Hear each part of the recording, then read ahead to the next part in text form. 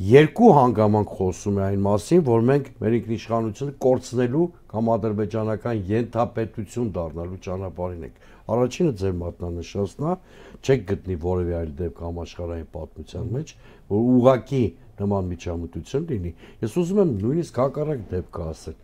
70-ականների վերջի սովետական Հայաստանը փաստորեն ավելի անկախ է եղել, դե որ 79 թվականին, երբ Մոսկվան փորձել է պարտադրել, որ ՀԽՍ սահմանադրության մեջ ամրագրվի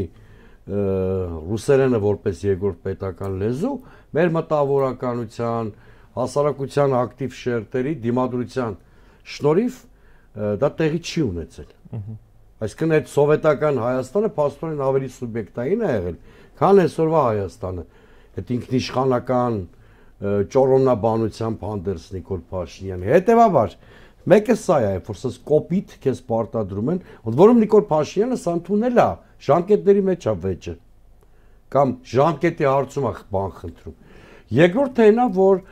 ըստ էության Ադրբեջանը պայմանագրի կետերից մեկով կանխորոշել է,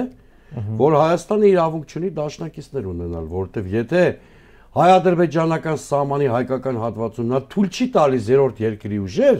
այդ նախադեպը վաղ օգտագործելու է Թուրքիան, կասկած չունենաք։ Ստացվելու է, որ Հայաստանին